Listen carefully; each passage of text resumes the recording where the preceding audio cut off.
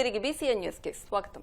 కోనసీమ తిరుమలగా వర్ధిల్లుతున్న వాడపల్లి శ్రీ వెంకటేశ్వర స్వామి ఆలయంలో బుధవారం ప్రత్యేక పూజలు వైభవంగా నిర్వహించారు. మంగళ వాయిద్యాల నడుమ శ్రీ స్వామి అమ్మవార్లకు మేలుకొలుపు సేవను నిర్వహించిన అనంతరం ఐశ్వర్యలక్ష్మి హోమాన్ని జరిపించారు. అర్చకులు శ్రీ స్వామి అమ్మవార్ల వసంత మండపంలో అష్టోత్తర పూజలు నిర్వహించగా ప్రత్యేక అలంకరణలో ఉన్న స్వామిని దర్శించుకుని భక్తులు తరించిపోయారు.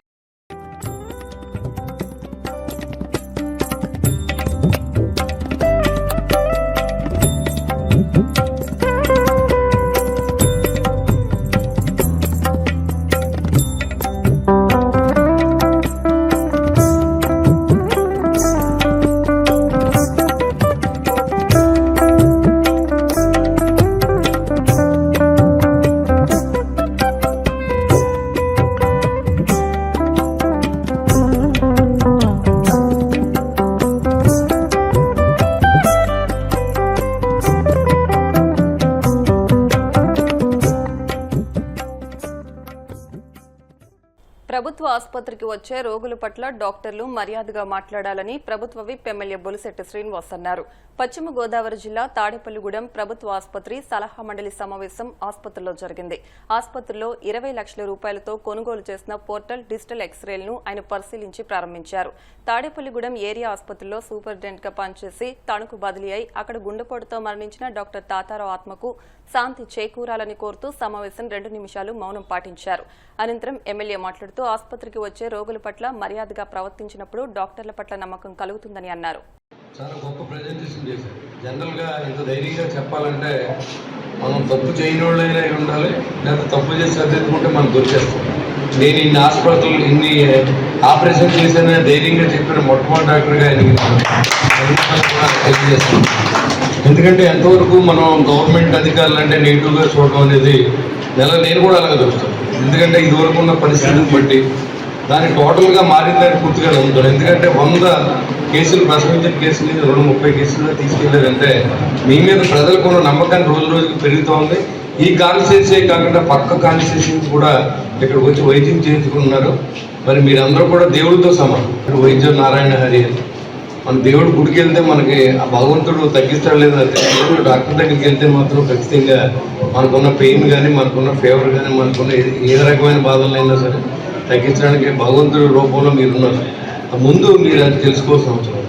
ఒక డాక్టర్ అంటే మీకున్న వాల్యూ చాలామంది తెలియదు.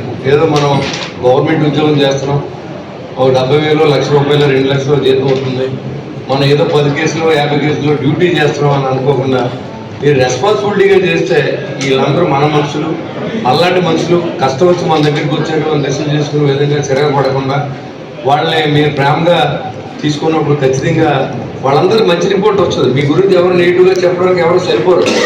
మనం ఒక్క చోట నెగిటివ్గా మాట్లాడితే దాన్ని 2 డాక్టర్లు 3 డాక్టర్ల మీద నా దగ్గర రిటర్న్ కంప్లైంట్స్ ఉన్నాయి. వాళ్ళ పేర్లు కూడా నేను ఇప్పుడు చెప్పను, సర్దిద్దుకోవాల్సిందో కోరుతాను. ఒక రూమ్లోకి వెళ్ళి ఒకరు చోటు చెప్పడం, ఇక్కడ జీతం తీసుకుని బయటికి వెళ్ళి వైద్యం చేయడం, అది మాత్రం ఇది తప్పు. మీ సూపరింటెండెంట్ గారిని కలవండి. నేను ఎవరిని క్రిటిసైజ్ చేసి మాట్లాడాలనే ఉద్దేశంతో నేను లేను. ఎక్కువ మంది హాస్పిటల్ అభివృద్ధికి పనిచేస్తున్నారు, ప్రజల సంక్షేమం కోసం, ప్రజల ఆరోగ్యం కోసం పనిచేస్తున్నారు. కానీ అందరినీ ఒకటే గారిని కట్టేసి మాట్లాడితే దానివల్ల ఉన్న డాక్టర్లు డిస్టర్బ్ అవుతుంది. కాబట్టి అలాంటి తప్పులు చేయకండి.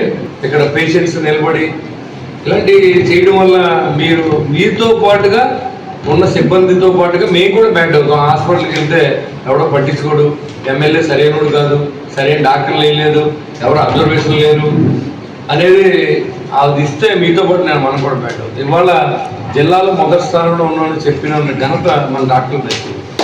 అంటే జిల్లాలో కాదు స్టేట్లో మొదటి స్థానంలో తీసుకెళ్ళాలని నా ఉద్దేశం. ఒక హార్ట్ ఆపరేషన్ ఈ తాడేపూడి హాస్పిటల్లో చేయించి మనం ఈ ఎమ్మెల్యే పదవి నుంచి దిగాలనేది నా ఉద్దేశం. ఇక్కడ ఏదైతే మరి ఇక్కడ ఉస్మానియా హాస్పిటల్లో రికమెండ్ చేస్తారు, ఎయిమ్స్లో రికమెండ్ చేస్తారు, అదేవిధంగా తాడేపూడి హాస్పిటల్కి పంపాలంటే ఒక ఎమ్మెల్యేగా నా తర్వాత ఉన్న ఎమ్మెల్యేకు ఫోన్ చేసి మీ హాస్పిటల్లో అడ్మిట్ చేయమనే విధంగా మనం మన హాస్పిటల్ డెవలప్ చేయడానికి మీ అందరి సహకారాన్ని నేను అందిస్తాను.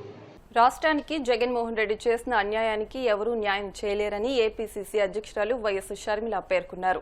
ఉపాధి హామీ పరిరక్షణ యాత్ర అమలాపురం రూరల్ మండలం బట్నవిల్లి గ్రామానికి చేరుకుంది. ఈ సందర్భంగా కాంగ్రెస్ జిల్లా శాఖ అధ్యక్షుడు కొత్తూరు శ్రీనివాస్ అధ్యక్షతన జరిగిన రచ్చబండ కార్యక్రమంలో ఏఐసీసీ ఆహ్వాన కమిటీ సభ్యుడు పీసీసీ మాజీ అధ్యక్షుడు గిడుగు రుద్రరాజ్తో కలిసి ఆమె ముఖాముఖి కార్యక్రమంలో పాల్గొన్నారు. ఉపాధి హామీ పథకం అమలు తీరుపై పేదలను అడిగి తెలుసుకున్నారు. ఈ సందర్భంగా స్థానిక మహిళలు మాట్లాడుతూ గ్రామాల్లోనూ అమలాపురం పట్టణంలోనూ మంచినీరు పచ్చగా ఉండి వాసన వస్తున్నాయని 2 బిందెల నీళ్లు కూడా రావడం లేదన్నారు. మంచినీటి కుళాయిలు ఉన్నాయి కానీ నీరు రావడం లేదన్నారు. దాంతో షర్మిల కల్పించుకుని కొత్త పెన్షన్లు తాగునీటి సమస్యలపై జిల్లా కలెక్టర్ మహేష్ కుమార్తో ఆమె ఫోన్లో మాట్లాడారు. తగిన చర్యలు తీసుకుంటామని ఆయన సమాధానమిచ్చారు. హలో కలెక్టర్ గారు, ఏం లేదండి, కొన్ని ఏరియాస్ లో కనీసం మంచినీళ్లు రావట్లేదని చెప్తున్నారండి. అమలాపురంలో ఉన్నాం మేము, వార్డ్ నంబర్ 29 ఫర్ ఎగ్జాంపుల్. మామిడి కుదురు అనే మండలంలో కూడా కొన్ని గ్రామాలకు మంచినీళ్లు రావటం లేదంటున్నారు. మీరు ఒకసారి రివ్యూ పెట్టి, మంచినీళ్లు బేసిక్ నెసెసిటీ కాబట్టి మీరు ఒకసారి రివ్యూ పెట్టి ఎక్కడెక్కడ రావట్లేదో మీరే కొంచెం ఇంట్రెస్ట్ చూపి ఇది పరిష్కరించాలండి. Sure, ma'am. Definitely, ma'am. We'll take care. Yeah, because I've spoken to the officers right now. They've assured me that they'll do something. But just in case, they are not the only areas. Probably there are other areas that are not getting drinking water. Yes. మీరు ఒకసారి review తీసుకుంటే అందరితో you will be covering a wider area. Sure, ma'am. We'll take care, ma'am. Already 2 weeks back we had a review, ma'am. There are some already half JJM lo projects half finished off chesina unnai, ma'am. I think by March ending that will be done. So most probably all these areas will be covered by March ending, ma'am. Yes, Okay. Because ఇప్పుడు నేను చెప్తున్నది current situation. Yes, ma'am. I am okay అండి, thank you. అసలు నిన్న parliament లో రైతుల గురించి ఒక రిపోర్ట్ బయట పెట్టారు. ఆ రిపోర్ట్ ఏమిటంటే మన దేశం అంతటిలో రైతులకున్న అప్పులు 30 లక్షల కోట్ల రూపాయలైతే ఒక ఆంధ్రప్రదేశ్ రైతుల అప్పులే దాంట్లో 3,75,000 కోట్ల రూపాయలంట. అంటే 10% ఎక్కువ.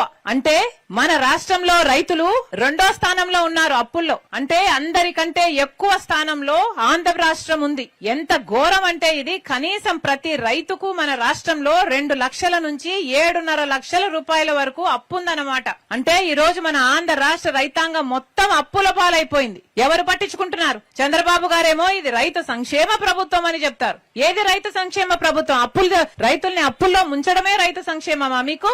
చంద్రబాబు గారు చెప్తారు మేము వ్యవసాయాన్ని లాభసాటిగా చేస్తారట. రైతులను అప్పుల్లో ముంచడమే మీరు వ్యవసాయాన్ని లాభసాటిగా చేయడమా? చంద్రబాబు గారు సమాధానం చెప్పాలి. అసలు చంద్రబాబు గారు అన్నదాత సుఖీభవ అని 20,000 రూపాయలు ప్రతి రైతుకు ఇస్తానన్నాడు. కానీ చంద్రబాబు గారు ఇస్తున్నారేమో 20,000లో 14,000 ఈయనిస్తాడు, 6,000 ఏమో పీఎం కిసాన్ కలిపి ఇస్తున్నాడు. కానీ మేనిఫెస్టోలో ఇది చెప్పలేదు. సూపర్ 6 లో చెప్పినప్పుడు మాత్రం 20,000 నేనే ఇస్తానన్నాడు చంద్రబాబు గారు. కానీ ఇవ్వటం లేదు. 93 లక్షల మంది రైతులు మన రాష్ట్రంలో ఉంటే చంద్రబాబు గారు ఇస్తున్నది కేవలం 47 లక్షల మందికి మాత్రమే. అది కూడా ఆ 14 లక్షలు కూడా ఇస్తున్నది కేవలం 47 లక్షలు. అంటే సగం మందికి మాత్రమే ఇస్తున్నారు. ఇక కౌలు రైతులకైతే మన రాష్ట్రంలో అసలు దిక్కే లేదు. ఎంత గోడు ఎంత ఏడ్చుకున్నా కూడా అసలు ఒక్కరు కూడా కౌలు రైతును పట్టించుకునే పరిస్థితే లేదు. రైతు కూడా పండించిన పంట ఎంత మంది రైతులు గిట్టుబాటు ధర రావటం లేదు అని ఏడుస్తున్నారు. కనీసం మద్దతు ధర ఉండి కూడా దాన్ని అమలు చేయరు. ఇక రైతు ఎలా బాగుపడాలి? రైతు ఎలా బతకాలి? ముష్టి 500 కోట్లు పెట్టాడు చంద్రబాబు గారు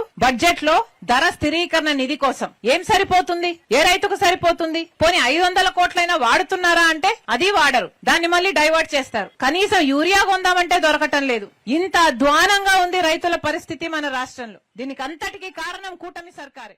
ప్రభుత్వ విధానాలు మహిళలపై హింస పెంచే విధంగా ఉన్నాయని పలువురు వక్తలు మండిపడ్డారు. విశాఖ పౌర గ్రంథాలయంలో చైతన్య మహిళా సంఘం ఆధ్వర్యంలో సభను నిర్వహించారు. సావిత్రిబాయి పూలే వర్ధంతి కావడంతో ఆమెకు ఘనంగా నివాళులర్పించారు. మహిళలపై హింసను పెంచుతున్న ప్రభుత్వ ప్రజా వ్యతిరేక విధానాలపై గళమెత్తారు. ఈ సందర్భంగా రాష్ట్ర కమిటీ సభ్యురాలు లలిత మాట్లాడుతూ మహిళలపై భారాన్ని పెంచే గ్యాస్ ధర, నిత్యావసర వస్తువుల ధరలు పెరుగుతున్నాయని వీటిపై కలిసి ఉద్యమించాలని పిలుపునిచ్చారు. నేను చైతన్య మహిళా సంఘం సభ్యురాలిని. ఇప్పుడు ముఖ్యంగా మనం చెప్పదలసింది ఏంటంటే మాట్లాడవలసిన విషయం ఏంటంటే మహిళలపై జరుగుతున్న హింస. అది కులం పేరుతో మతం పేరుతో మహిళలపై ఇండియాలో దారుణమైన సంఘటనలు జరుగుతూ ఉన్నాయి. దానికి ఉదాహరణ ఏంటంటే మొన్న మహారాష్ట్రలోని తానా జిల్లాలో 2 మహిళల భూముల్ని ఒక కాంట్రాక్టర్ ఆక్రమించుకుంటుంటే వాళ్ళని సజీవంగానే గోతులో పూడ్చిపెట్టేస్తుంటే అక్కడ గ్రామస్తులు వచ్చి అడ్డుకున్నారు. దీన్ని బట్టి మనం మన భారతదేశంలో స్త్రీకి ఎంత మర్యాద ఇస్తున్నారు, ఎంత గౌరవిస్తున్నారు. అది కూడా ఒక స్త్రీని దేవతగా పూజించే మన దేశంలోని ఇంత దారుణాలు స్త్రీలపై జరుగుతున్నాయంటే దానికి కారణం మతము, కులము. దీని నుండి బయటపడాలంటే ముందు మతం, కులం పోవాలి, దానికోసం పోరాడాలి. గట్టిద్దామని. నిజానికి ఈ 10 ఏళ్లలో ఎంత హింస పెరిగింది అని అంటే నేషనల్ క్రైమ్ బ్యూరో రిపోర్టు ప్రకారమే మహిళలపై 32%, బాలబాలికలపై 82% పెరిగిందనమాట. బాలికలపై నిజానికి ఈ రోజు సావిత్రిబాయి పూలే వర్ధంతి కూడా. సావిత్రిబాయి పూలే ఏదైతే కలలు గాని తను బాలికలందరికీ విద్య కావాలని కోరుకున్నదో, కానీ నిజానికి 10 సంవత్సరాలలో కేంద్ర ప్రభుత్వము 93,000 పాఠశాలను రద్దు చేసింది. వార్తలు ముగించే ముందు ముఖ్యాంశాలు మరొకసారి. మెటా సదస్సు కోసం ఢిల్లీ చేరుకున్న Nara Lokesh. WhatsApp citizen engagement and innovation forum సమావేశంలో ప్రసంగించనున్న మంత్రి. పోలవరం ప్రాజెక్టు నాణ్యత, భద్రత విషయంలో రాజీ పడే ప్రసక్తే లేదన్న మంత్రి నిమ్మల. 2027 పుష్కరాలు నాటికి ప్రాజెక్టు పూర్తి చేసే సంకల్పంతో పనులు జరుగుతున్నాయని వెల్లడి. రాజమండ్రి కల్తీ పాల ఘటనను యాక్సిడెంటల్ గా చిత్రీకరించే ప్రయత్నం జరుగుతోంది. మాజీ ఎంపీ మార్గాని భరత్ మండిపాటు.